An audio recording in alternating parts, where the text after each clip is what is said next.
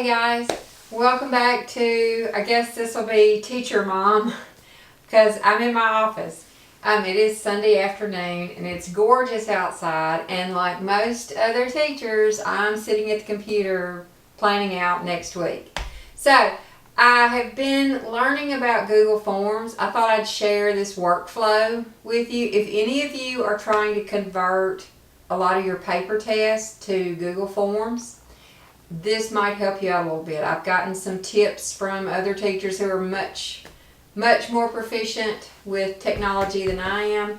So if you already know about Google Forms and how to use it, you're not going to pick up any new tips. You might be able to share some, and that will be greatly appreciated. But this is just the little hack way that I have patched together to let me convert a lot of my old paper tests and digital tests onto Google Forms. I know a lot of us teachers are overwhelmed with the new technology and a lot of the changes that have come out. I know I am anyway. It's hard to keep up a lot of times. And at first I felt guilty because I'm like, I don't want to over technologicalize, if that's a word, overuse technology in my classroom, because I do like the personal one-to-one thing. But I have also, justified it by my class load has increased tremendously. I have a lot more kids in a classroom than I ever used to. So the more efficiently that I can assess where they are and what they need, the more time it gives me to individualize stuff. And Google Forms has probably changed my life. I don't mind spending the time converting like I'm doing this afternoon, because I know that that's going to be good for quite a long time. I've also learned how to create little quizzes on the fly using this workflow. If they're doing really great on something and I want them to get some points for it, I can whip out a Google form in no time and I don't have to spend hours grading it. And they get their results back right then. So used properly, this can help you be a better teacher. Even if you're not a teacher, there's a lot of uses for Google Forms. If you just want to get together a potluck list, you can create a Google form, email it out to everybody. Everybody can put what they want to bring, and then you've got it all in spreadsheet format. So come on, I'm going to show you how I do my test conversions with Google Forms. So this is just my own workflow for converting the tests that I've already made out into Google Forms. And the first thing you're going to need is this little app called Greenshot. If you just Google Greenshot download, you can get it at getgreenshot.org. And one of my coworkers gave me this tip. This is what makes it all work. So when you go to here, you're going to download the latest stable and then click through there. It's really easy to download it. So now that I have that, what I do is, let me go to my drive, and I'm just going to walk you through how I create one of my tests. I have folders set up.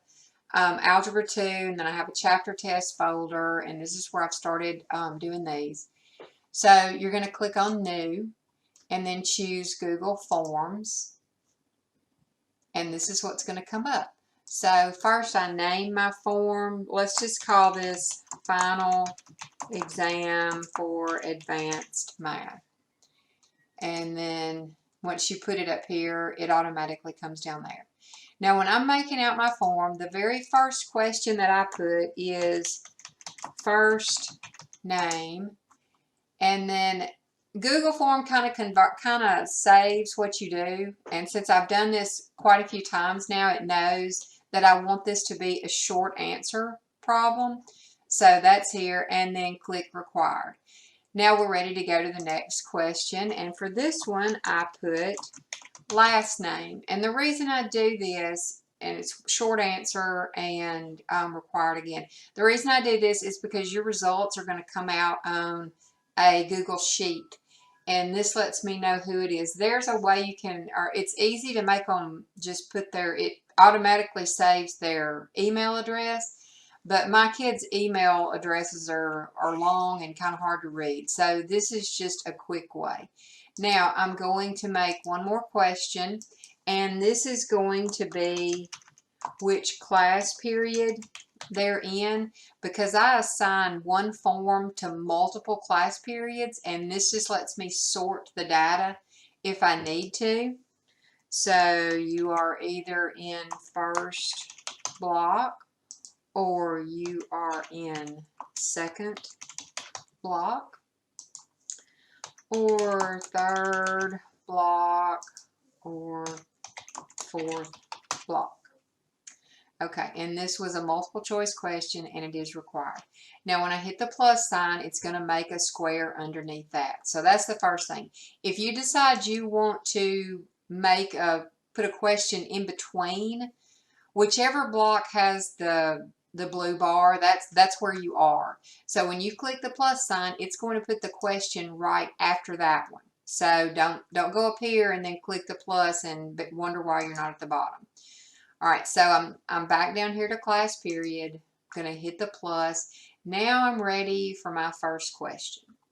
Now since I do math, once I get this problem formatted, it's difficult to retype all that stuff. So that's why this has been such a lifesaver for me. All right, you're going to hit the print screen button on your keyboard. And when you do that, that engages that Greenshot program, and this is what you get. Now, I can use the crosshair part of the cursor, and I can select my question, and whatever was in that shaded area, that's what I've just saved. Now, you have all these options as to what you just captured. You can save it as a dialogue, displaying the dialogue, copy to a clipboard, so you can print it, email it, OneNote, PowerPoint, all these different choices. What I do for this is I save as. Now, I've already created a folder on my desktop that's called Algebra 2 Images, and I just save my images to this folder so I can find them quickly.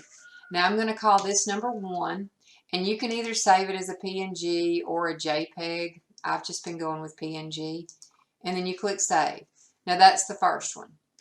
Now what I do, and you can go to Google Forms at this point and do number 1, I'm going to go through and save my whole test as different images. So let's go ahead and do one more. Now when you save, you do want to be sure before you hit your print screen button that your cursor is out of the way.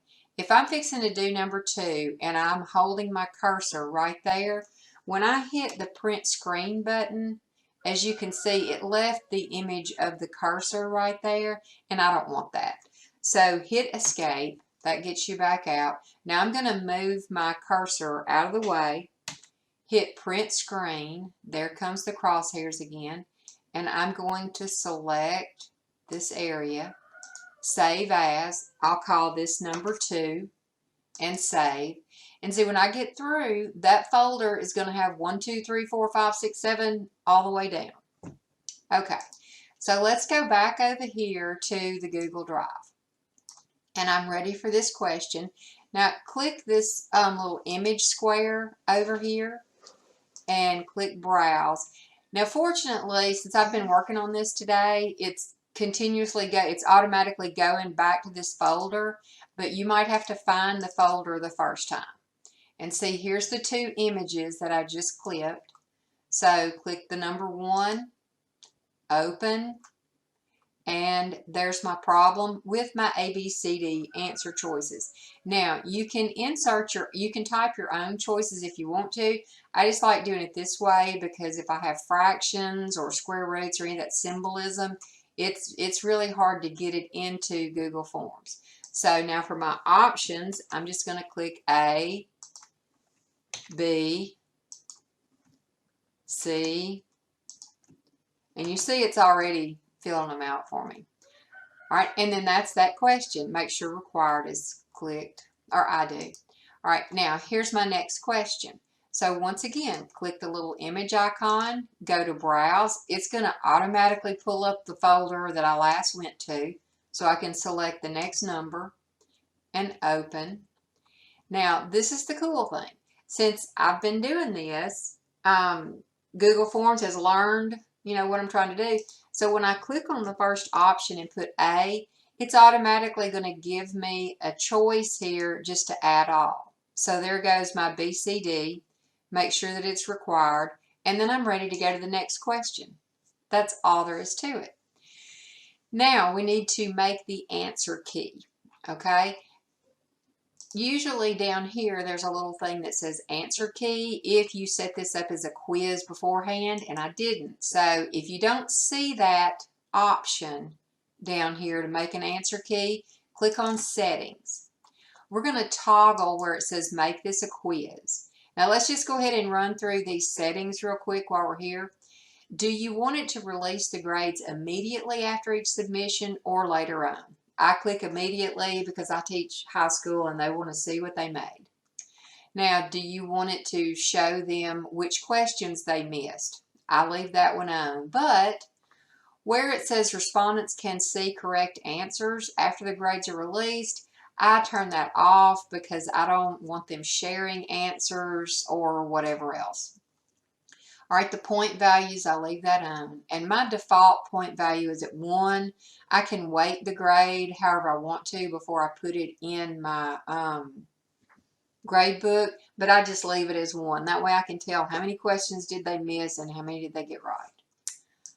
Under responses, do you want to collect email addresses? My district does it where it automatically collects the email addresses when I'm accessing it from school, and I don't like the email addresses there because they're long and they're really hard for me to tell what is who.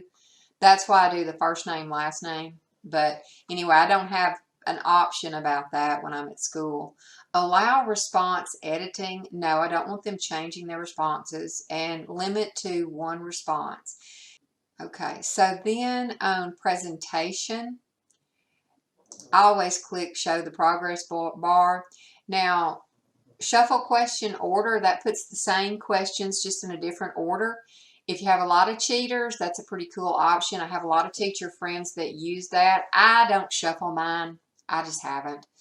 But that way everybody's getting the same questions. They're just getting them in a different order. So 2 people sitting next to each other, there's not much likelihood that they're going to have the same question at the same time. Do you want to change your confirmation message? It says your response has been recorded. You can edit it and make it say whatever you want to. Do you want to show link to submit another response? I usually take that off. I just want 1 response. And view the results summary. No, I'll show them that if I want them to see that. So do you want to disable autosave?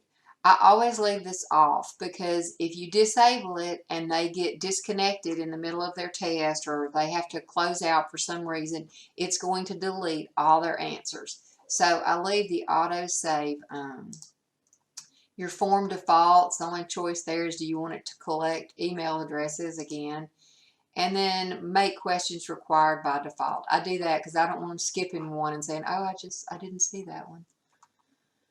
So, all right, now when we go back to questions, if you notice, there is still not an option that says answer key. I'm not sure why that happens. If you set this as a quiz first, then you get that option immediately. But if you don't, you run into this. All you have to do is click out of it, and then open it right back up, scroll down, and when you click on that one, now you can see the choice to make an answer key. So you click on that, click which answer you want to be correct. If you want more than 1 answer, you click both of them. You can add answer feedback. You can actually put a separate one in for incorrect and correct. Like if it's incorrect, say, that's okay, I'll help you later. If it's correct, say, oh yeah, you did great. And then you'll go on to the next one. Here's the choice for answer key, and so forth and so on. And that's all there is to creating the test. So now let me show you, after you create the test, let me show you what your results will look like. That's why I love this, because it can help me analyze the data better than anything I've seen. So when you click on responses, you get the data sorted like this. There's a list of each question, and it tells you how many correct there were out of the total. Now this was a pre-test, so I didn't expect them to do very well because I haven't taught them any of this stuff. This would just be stuff they, brought to the table with them. So that's what that looks like. Then right up here, there's this little tiny Google Sheets icon. If you click on that, it pulls up a Google spreadsheet of all this data. And it shows you the time that they finished it, the time they submitted it, and this is how it's organized at first. Then it shows you the score. On this one, I had them do their first and last name in one blank, so that's what I do.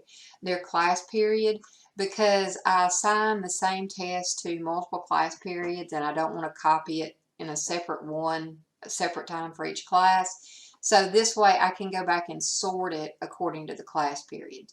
But I can just select, these two main columns and print these, and it will I copy it and paste it, but it will print just the score and the name.